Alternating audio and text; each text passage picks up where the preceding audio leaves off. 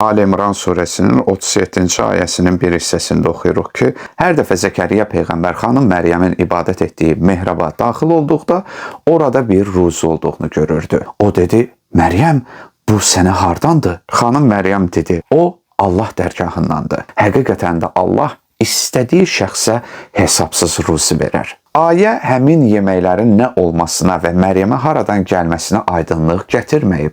Bu elə də önəmli deyil. Bəziləri qeyd edib ki, rizqan sözündən məqsəd cənnət neməti deməkdir. Həm də görünən budur ki, Zəkəriyyə Peyğəmbərə tanış olmayan qida idi. 38-ci indi ayədə oxuyuruq. Hunəlikə də'a Zəkəriyyə Rabbəh. Elə oradaca Zəkəriyyə Rəbbini çağıraraq dedi. Ey Rəbbim, öz tərəfindən mənə pak bir övlad bəxş et. Həqiqətən də sən duaları eşidənsən. 39-cu ayədə oxuyuruq. Zəkəriyyə Peyğəmbər mehrabda durub dua edərkən mələklər onu çağırdılar ki, Allah səni Yəhya ilə müjdələyir. Daha sonra Yəhya Peyğəmbərin xüsusiyyətləri açıqlanır. Musaddiqan bi kəlimətin minəllah. Həmin bu Yəhya Allahın kəlməsini, yəni İsa Peyğəmbəri təsdiq edəndir. Və seyyidən, həmin bu Yəhya seyid, yəni rəhbər olacaq.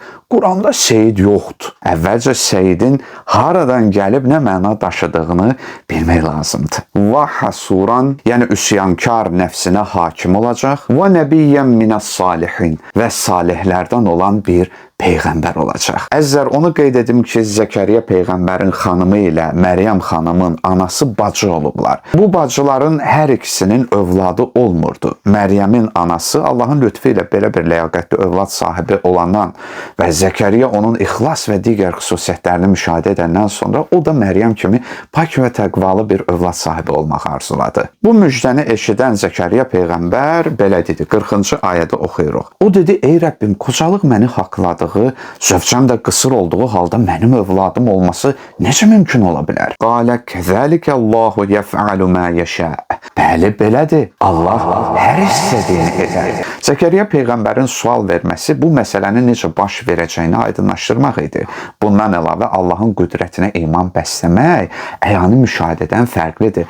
O burada imanın əyani müşahidə mərhələsinə çatmasını istəyirdi. İndi keçək Məryəm surəsinin 7-9-cu ayələrinə. Ey Zəkəriyyə, səni Yəhya adlı bir oğulla müjdəliyirik. Biz bu adı ondan öncə kimsəyə qoymamışıq. Zəkəriyyə Peyğəmbər dedi ki, ey Rəbbim, zövcəm sonsuz bir qadın ikən özüm də qocalıb əldən düşdüyüm halda mənim övladım necə ola bilər? Qalə kəzəlik.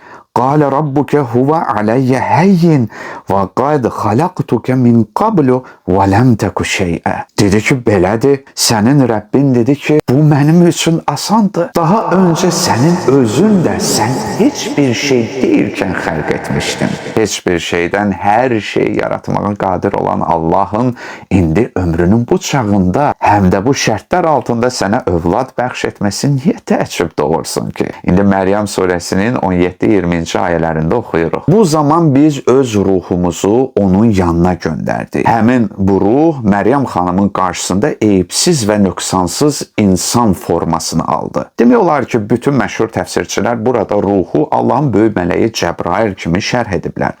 Ona ruh deyilməsi onun həm ruhani, həm də həyat verici bir varlıq olması ilə əlaqədardır. Xanım Məryəm bərk narahat olub dedi ki, mən sənin şərrindən Rəhman Allaha sığınıram.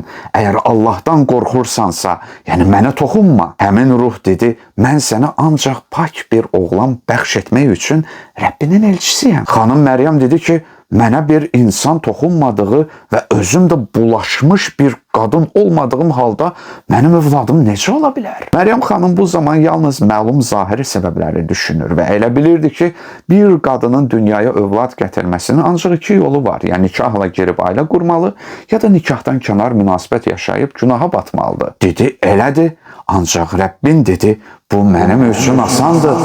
Biz onu insanlar üçün bir möcüzə və öz tərəfimizdən bir rəhmət edəcəyik. Bu, sona çatmış qəti bir əmrdir. İndi Hud surəsinin 69-cu 73-cü ayələrinə baxaq. Elçilərimiz, yəni mələklər İbrahimə müjdə gətirdilər və salam dedilər.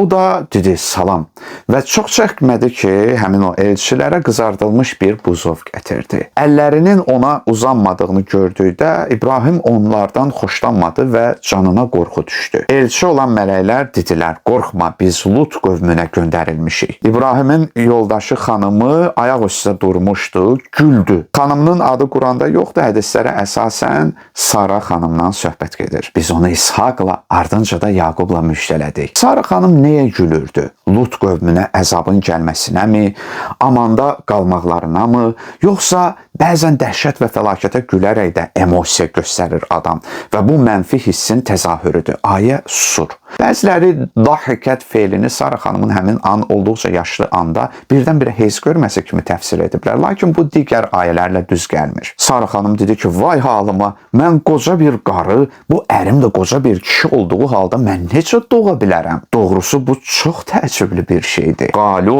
ətə'cəbinə min əmrilləh. Həmin o mələklər dedilər ki, Allahın əmrinə təəccüb edirsən. Bu Allahın sizin ev əhlinə olan rəhmət və bərəkətidir.